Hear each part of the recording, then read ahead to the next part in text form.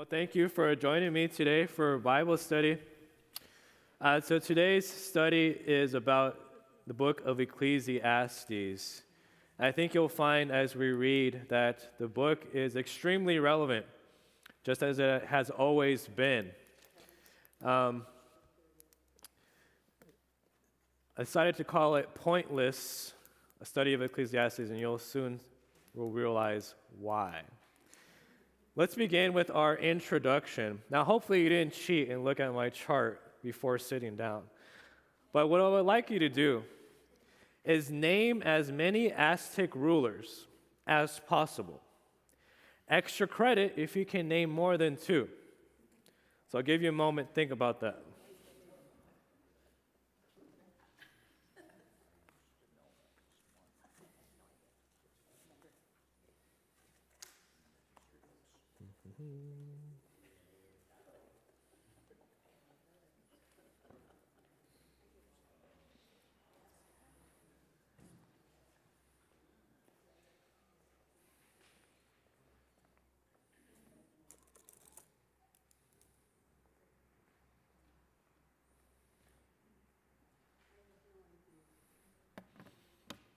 Give you one more minute. As many as you can.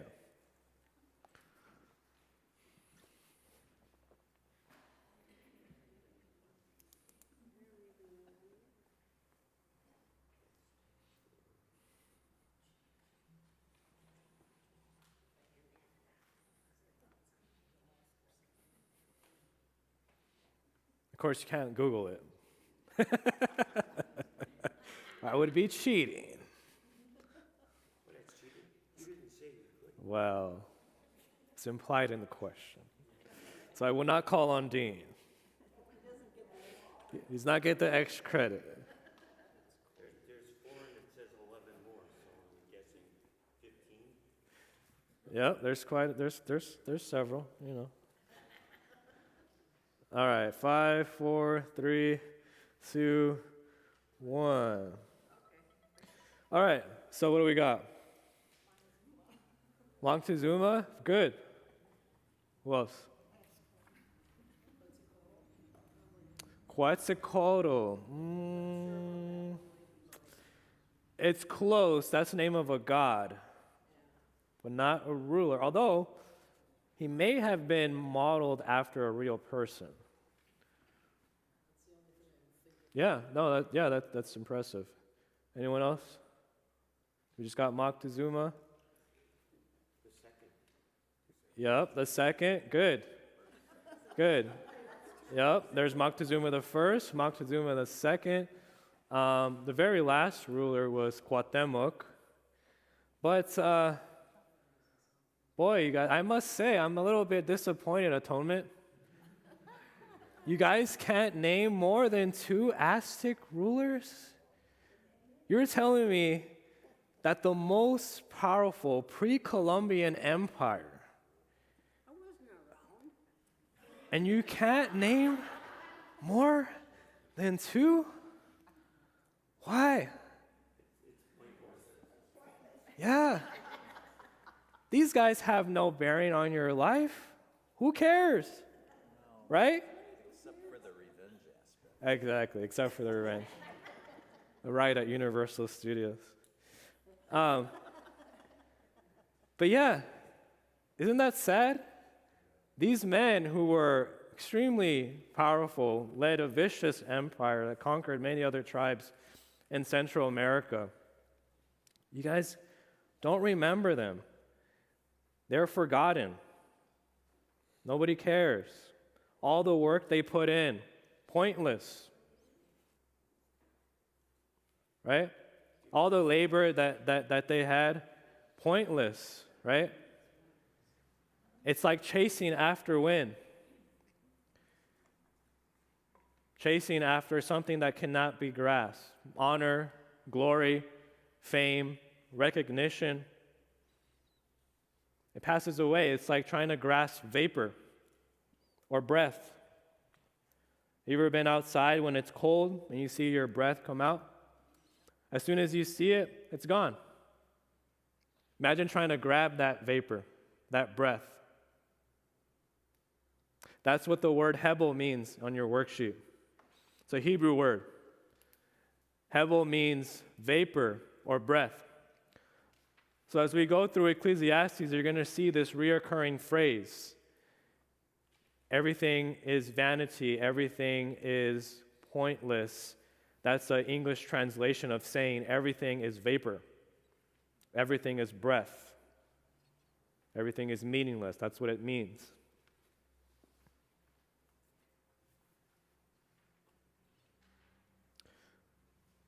So what I would like you to do is open up to Ecclesiastes chapter 1. Please read verses 1 through 10, and then answer those two questions right beneath it. So what do you think the teacher's point is in these verses? Oh, by the way, why is it called Ecclesiastes? Well, that's a Greek translation of Kohelet, the Hebrew name of the book. Kohelet basically means someone who presides over the assembly, which is basically to say Ecclesiastes in Greek. So a simpler way of translating that is to say teacher. Teacher. So the author of the book refers to himself as teacher. Now, traditionally, this is attributed to King Solomon. He calls himself the son of David, who was a king in Jerusalem. You really have to bend over backwards to say that it wasn't Solomon. But for the sake of what it says in the book, we're going to call him the teacher instead of just saying Solomon. So throughout the studies, you'll see the teacher. That's how it's going to be referred to. So please look at those first 10 verses. What do you think the teacher's point is? And then list some ways that these things have played out in your lives or in the life of someone else.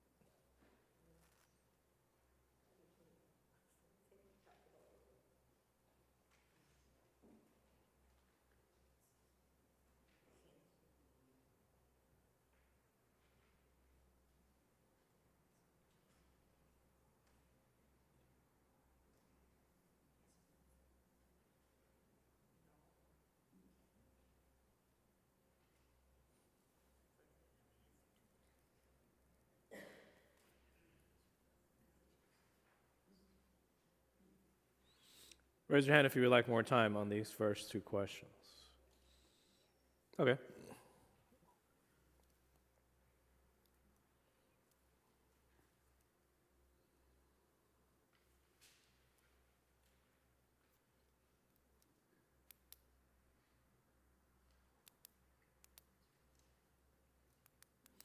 You can also include verse 11, which I should have included.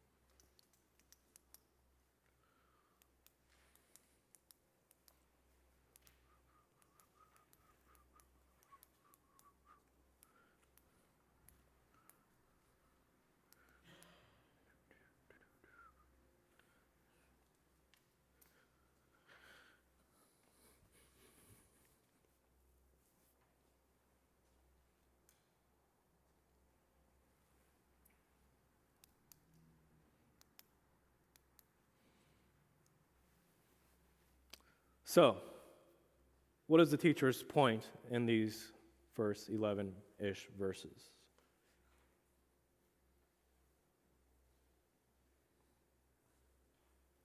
Naomi. Everything just repeats itself. Okay, everything repeats itself. Like the same, that everything that's new is old.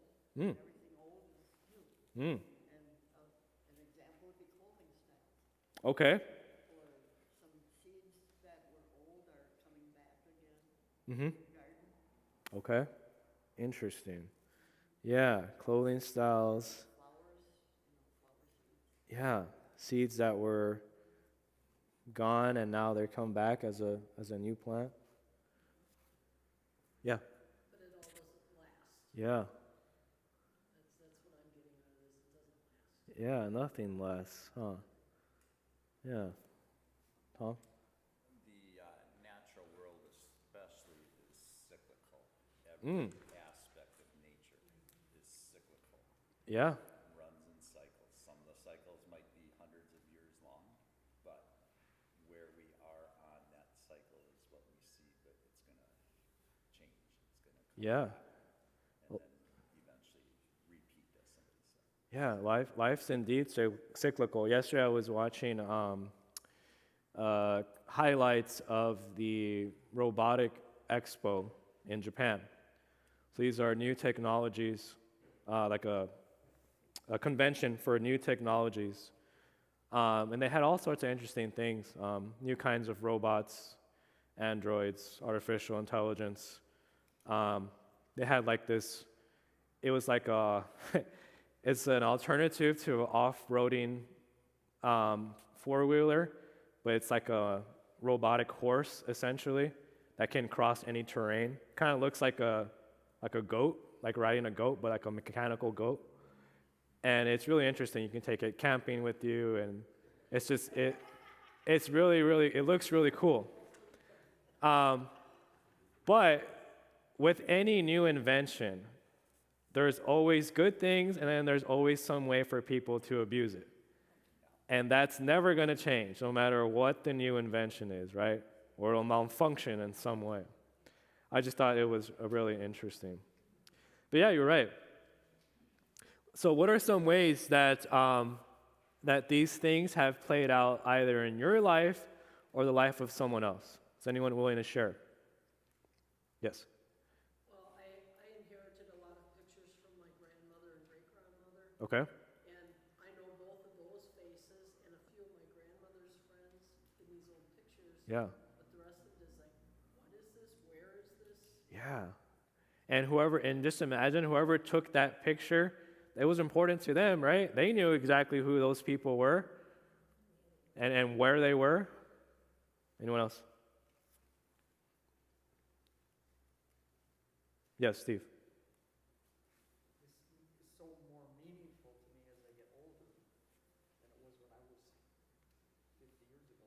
What's more meaningful to you? This book, This book, yeah, I see the younger generation, and they make all the same stupid mistakes I made. for sure. Yeah, Cycle that keeps going around and around. yeah, absolutely, absolutely. Um, yep, and I think you're gonna see that yeah, that stuff is true. I think you might be shocked by some of the things. If you haven't read this book in a long time, or maybe you never read it, I think you'll be shocked by some of the things that the teacher says. This book, you'll be like, wow, that sounds very modern. Do you have one? The thought? I was just gonna say, those who don't know or understand history are doomed to repeat it, Indeed. and that happens Yep. all the time. Yep. Yeah, I love history. And even if you study it, even if you know it, doesn't mean you're not going to repeat the mistakes. Absolutely. All right, let's go on. So please read verses 12 through 18, then answer the following questions with the people around you. So go ahead and do that now.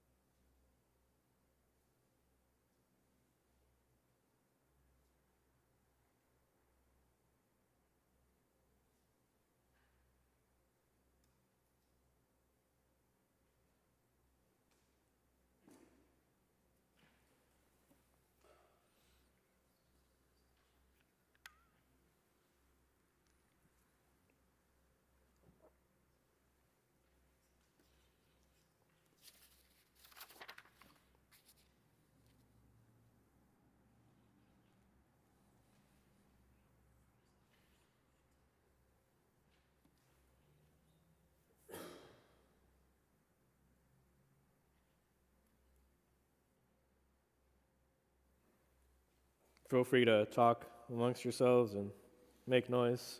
I know it's kind of awkward sometimes when we're doing it in the sanctuary versus a classroom setting, but please feel free to speak.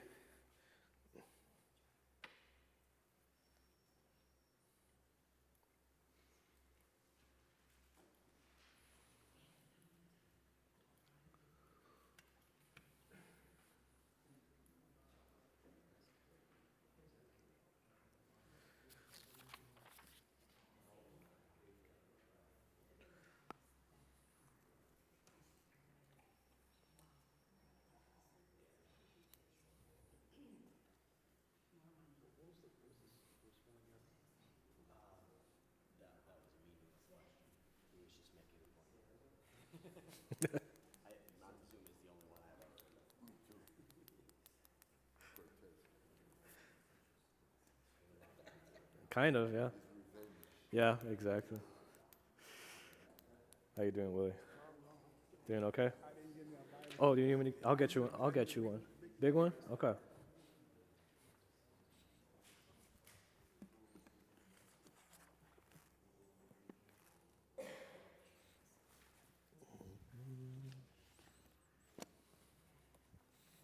This is the large print edition. It's not super big, but helps a little bit.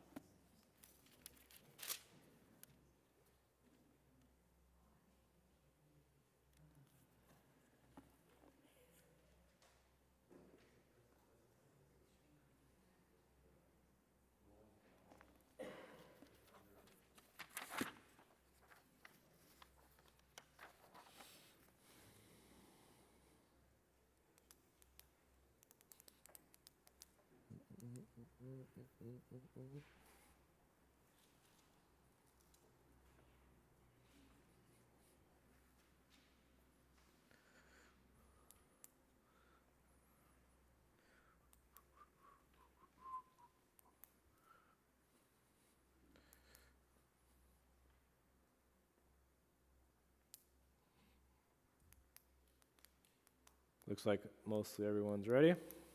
So, what might be some modern day things that the teacher would consider to be chasing after the wind? Accumulating stuff. Yep. Got a whole reality show about that. Oh, yeah. Yep. Yeah. Where's that iPod now, Aiden? Who knows? Who knows? Yep. Kevin, did I see a hand? I just, knowing this Bible class was coming, I thought about that during the sermon. I was like, this is the perfect lead into Bible class. It works out really nicely. Tom. Government thinks that they can solve problems and issues simply by throwing money at it. Oh. And it just, as time goes on, the problem actually doesn't get solved, but they throw more and more money at it, thinking that the more they throw at it, Yeah. it'll resolve. But it doesn't. It never resolves. Yeah, it never resolves. So that's not how you fix things, is by spending money on it. Yeah, good. It's like trying to nail Jello to a wall, huh? Yeah. Mark.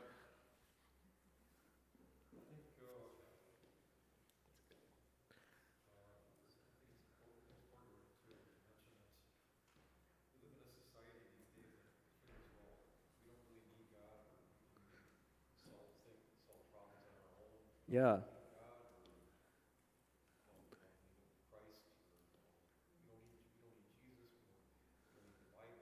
Yep. Okay.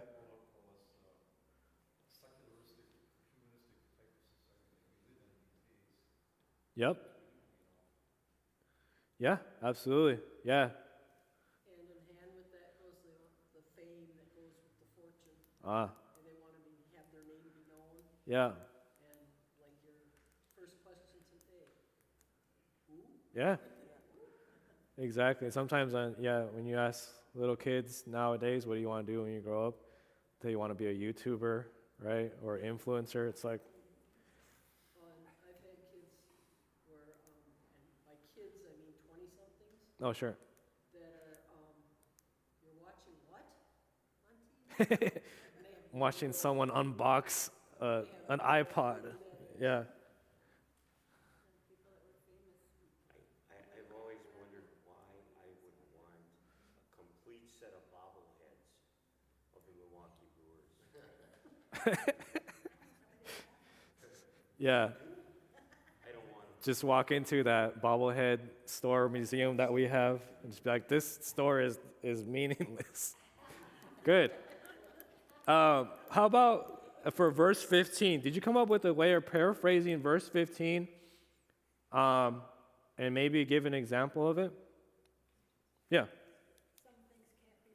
Some things can't be fixed. Yes. Anyone else come up with a different way of saying it? What's done is done. Anything else? Kevin.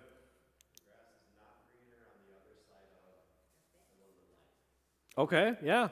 The grass is not greener on the other side. We think it's going to make us happier. Yep. It just needs to be cut every couple of days. Yeah. Yep. You got to keep doing it, huh? You got to keep cutting it, keep maintaining it. How about you can't teach an old dog new tricks? That's basically what he's saying, right? You can't change the way things are. It is what it is, right? It's pointless to think that you can make a difference. All right. Go on to chapter 2 then. So turn the page. Read verses 1 through 11. Then identify some lessons we can draw from the teacher's experiments. And then based on the teacher's experiences, what advice might you give to a recent high school graduate about to enter a large public university.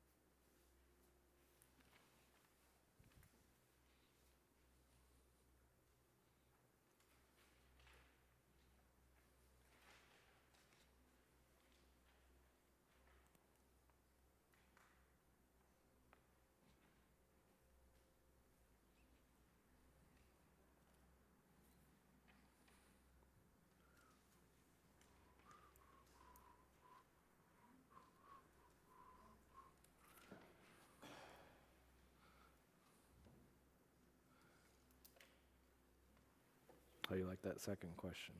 You guys have kids still in high school. Yeah, you're about to graduate. This is for you, Connor. Nice.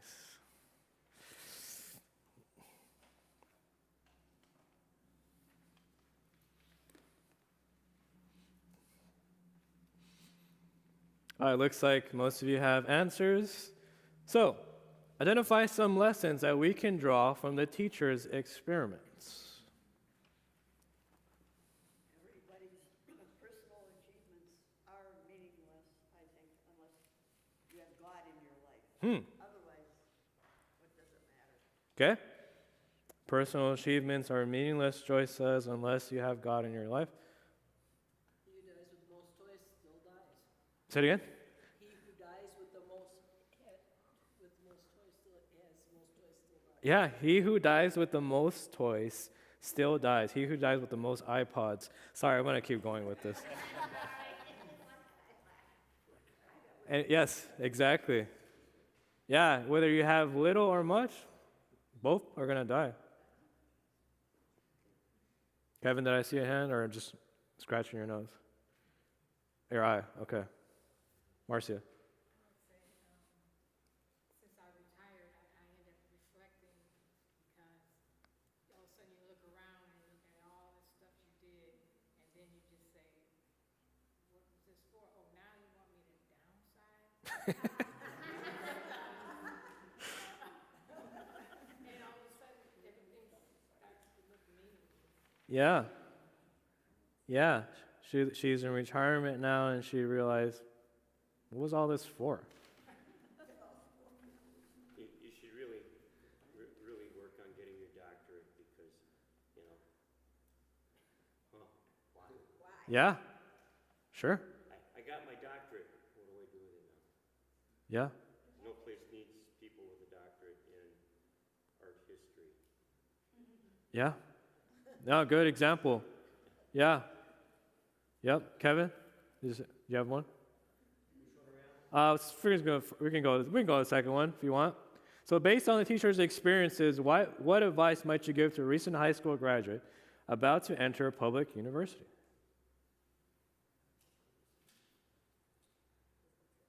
Dean. What's God's plan for you? Okay. So asking them the question.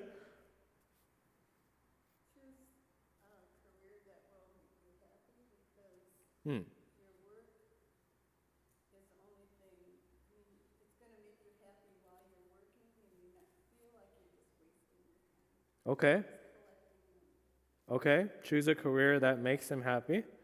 All right. Mickey? And if this person's a Christian, then you say, make sure that you put God first, no matter what you do. Okay. Mm-hmm. Kevin? Jenny's brother has more of a gift for focus than I do, and so he would say simply, glory to God. I would expand it a bit and say, purpose is found in using your God-given talents to his glory and also in the promises of your baptism. Okay. Yeah. What if they're not a Christian? What would you say? Andy? Yeah, what do you have? I would say, you can learn all you want, you can accomplish all you want, do everything great, everything wonderful, but it's all meaningless if you ain't got God, you don't believe in Jesus as your Savior. At the end of the day, all these wonderful things you accomplish and everything is, Yeah. and you can't take it with you, Yeah. If you ain't got God, you ain't got belief. That's the one thing you need Yeah. to know and embrace. Absolutely. Get through the craziness down here. Right. Which is, you could do all the right things every day, Yeah. bad things are going to happen. Yeah. At the end of the day, like young lady over here saying about retirement and all that, yeah, you do all this stuff and all this deadlines and all this and meet this and Yeah. came and went. And it all come and went again. You gotta have Jesus. Number one. You can know everything and Pythagorean theorem and this and that. Man, you don't need nothing. Yeah. That's what gets me through because Thank you. Yeah, good. Jenny? It sounds like this teacher experimented with a lot of things to try to make me happy. Yeah. And they might not be the same things that a recent high school graduate would experiment with, like building a vineyard. Right. But when you go off to college, you have all this newfound freedom, and you're like, oh, I'm gonna do this, I'm gonna do that, and I think a lot of things that they try out because of their newfound freedom to try to make them happy, or avoid depression, or overwhelm or anxiety, are things that are not gonna help them in the long run, and that applies to all of us, not just Yeah. high school graduates. Absolutely. Drinking, drugs, partying, sex, Yep. If they're trying to find their happiness and their fulfillment in all those things, it's not going to work. Yeah. Yeah, absolutely. Yeah, no matter what you try to find your happiness in, it's all temporary. It's all fleeting. Mickey? I think too, as far as someone Christian that's leaving home for the first time, encourage them to spread their faith Mm. because you've got this wide open college and Yeah. you can talk to everybody about it. Sure. Yeah, good. All right, let's go to, yeah, go ahead. We kind of covered this, but it's true not just for us, but for high schoolers and college students too, that some of them are hyper focused on the achievement Mm-hmm. and are wise enough to avoid some of these other pitfalls because of it, but they fall into maybe the opposite pitfall or just a different one of just the achievement is everything, Yeah, either because of the pressure put on them right. or their own self-imposed pressure. There's a balance, isn't there? Because it's like, yeah, you can have those two extremes of like indulging in every temptation to find happiness, meaning, purpose, but then also maybe thinking that the achievement is all there is, right? Studying too much, or that's all they do because that's what's going to give me value is that degree and that job, right? It's a delicate balance. All right, let's go to chapter 2, verses 12 through 26, and answer the following questions with a partner. Please do so now.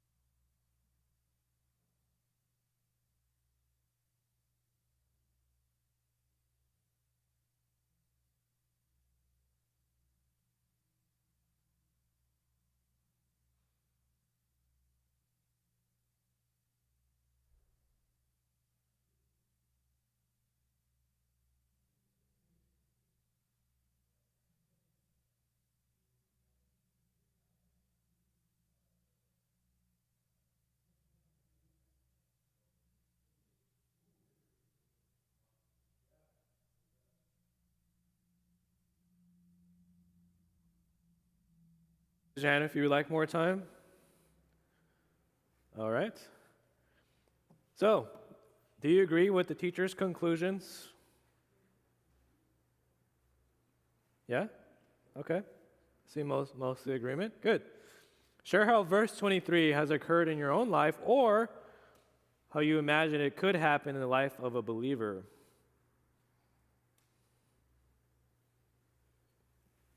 Let's see your hand. We're human. We all want to know more. We're all looking for the answers to the same question. Mm-hmm. And it frustrates the bejeebers out of me because they've all been answered. Mm. Who answered them? Mm-hmm. God answered them. God took care of everything. Well, that's not fair. Yeah. I wanted to be able to do something. Yeah. That's our human nature. We want to know more. Yep. We want to know all the answers. Yeah. Go to God.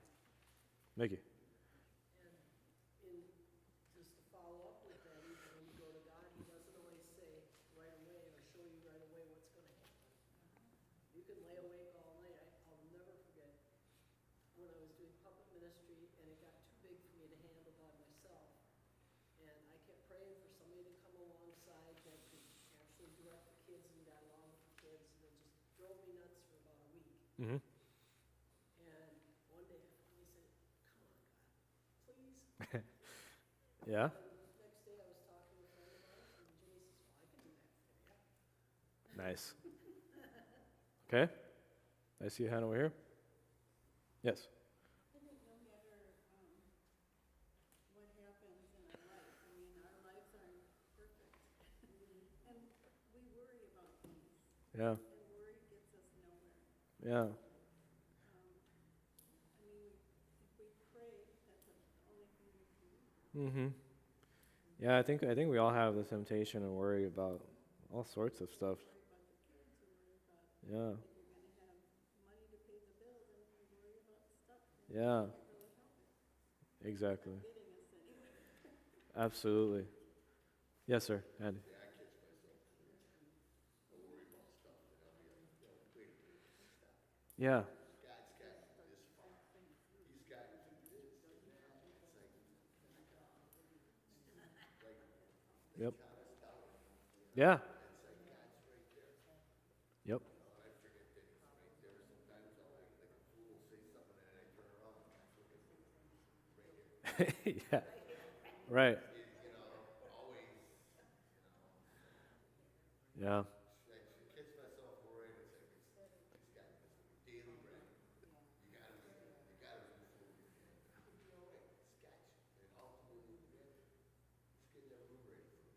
He's getting a room ready for all of us. Yeah. You know, get through all this down here. It's just, like you said, you're down here, you're suffering. You'll be suffering for a little while. Yep. All this knowledge and all that, we talk about people trying to change this, and guys want girls, and all this other stuff. It's like, I'll be happy now. It's like, no. Mm-hmm. We're all chasing that. You're not going to find that happiness and all that. Yeah. We got it. Yeah. Boy, without that godly perspective, the worrying would be endless, wouldn't it? Yep. Well, and then when My truck going to give me hope.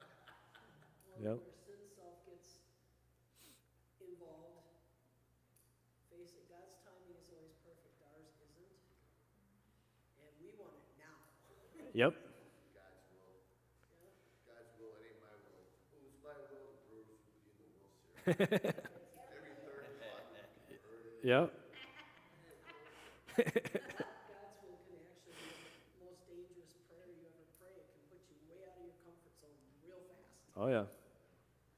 Yeah. So what would you say to a young college graduate about the relationship between labor and death? And they're about to enter their field of work. What things would you want them to realize? You can't take it with you. Yeah. Do you have something else? Whatever you do, do it to the glory of God, not to the glory of me. Yeah, whatever you do to the glory of God, not yourself. Yeah, Marcy.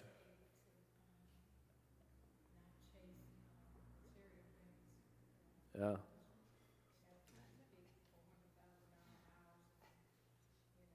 Man, that's so hard. Yeah. Yeah. Imagine if you have thousands and thousands of dollars of debt to pay off. You kind of want to chase as much money as you can, don't you? Kevin, did I see him? No? Okay. So what might be some reasons why the teacher's assertion in verse 26 seems not to fit with reality?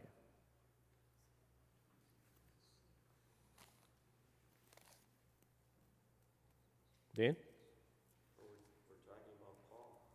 He had the best of everything, Mm-hmm. and he was on the wrong side. Yeah, He was killing believers. right. Wasn't until God came directly to him and said, Paul, Yep. why are you persecuting me? Good. Yeah, it seemed like things were going in Paul's or Saul's favor at that time, weren't they? He was working on being the best of the best. Mm-hmm. Kevin? 26 is kind of long, so I'm not sure which part to focus on, but if the point that he's making is that people who, sorry, 5-year-olds No, it's good. shouting outside the door. Okay. If the point is that the people God considers good are blessed in this life, it doesn't always look that Yeah. way. In fact, especially, obviously it was true back then that you would look around, because you read the Psalms, and the Psalms talk about this. You look around, and why do the wicked prosper? Yep. Many times you read some things like that in the Psalms. Yep. And today, it comes at us even faster with TV and entertainment and social media. It's just all these people who look like they're having a great time, and it kind of looks like they're probably not believers in God, too. Mm-hmm. At least they don't say they are. Right. Sometimes their actions seem to say they're not. Yep. But they're having a great time, at least it looks like they are. And I feel pretty stressed, and I don't have those blessings they have, and God, do you not consider me good? Yeah. And there we've got the advantage because we know God looks at us as good because of Jesus. Uh-huh. And if you don't have that, you're sunk. Yeah. Andy? Yeah, if you don't have God in your life, you might as well cheat, steal, kill, you can Sure. whatever. I mean, this is it. Right. Go for it. They just don't want to accept the fact that Jesus died for us. Yep. Yep. Mark? Well, it's like, no matter how much you do, no matter how much you accomplish, or do right, or how much money you make, or whatever it is that you accomplish, or whatever, Yeah. it's all good and dandy, but it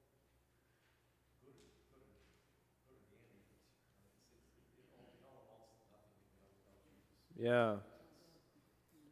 It's great, but it doesn't last. Yeah. It's temporary. Yeah, even the prosperity of the wicked ultimately doesn't last, right? There's going to be consequences to what they do. We may not see it, right?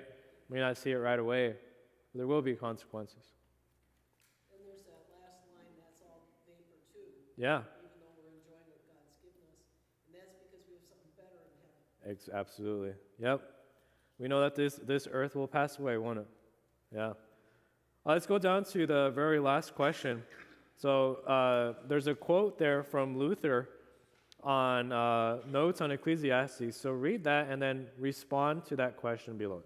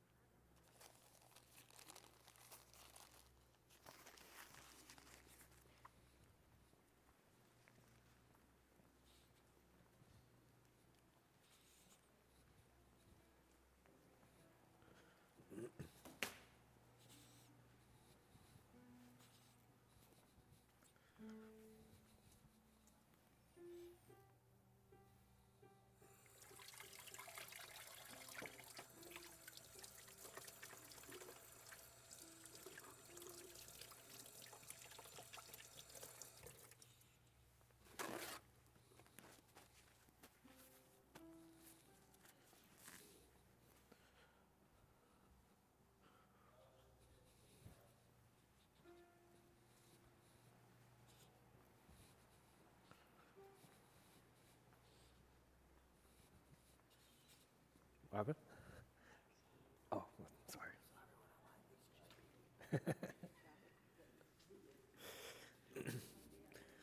Vanity, vanity.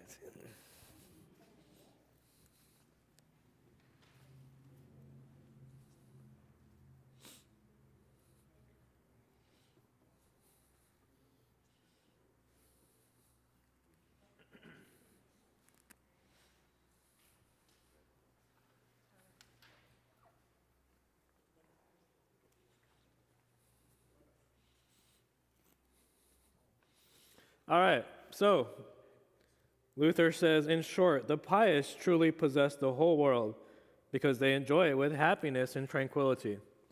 But the impious do not possess it even when they have it. This is the vanity which the impious possess. So respond to an unbelieving friend who says to you, I just don't see the point of trying anymore. At work, no one appreciates or recognizes me, even though I'm slaving away more than my colleagues. The job pays well, but I hate it. Even if I quit, I don't know what I would do. I don't think there's anything I could do that would make me happy. Respond. God knows all things. He knows what you're doing at all times. And if you don't, you have to put himself into your life. That's the whole nutshell. Okay. And this person doesn't believe in God, so would you say that? What? Would you say that even if the person doesn't believe in God? Yeah, he has to know God. Otherwise, Okay. the saying is correct. Ah, He doesn't have God in his life. yeah. He doesn't have himself in God's life. Uh-huh. Good. Isn't it interesting how the devil knows exactly what you want and can lead you along the path of life with that carrot hanging in front of you? You're going to chase it until you catch it. And then when you catch it, you realize it was meaningless. I would start out with, can I tell you what made me happy, really happy? I found out that it didn't matter what they thought. I found it mattered more what God thought. Here's how I found that out. And then just go ahead and witness. Okay. All right, I like that very much. Yes. I found if you try to live your life for pleasing other people rather than pleasing God, you'll always be miserable and you'll always be insecure. Yeah. That's what gives you purpose and keeps you going. Yeah. Absolutely. Anyone else? Mark?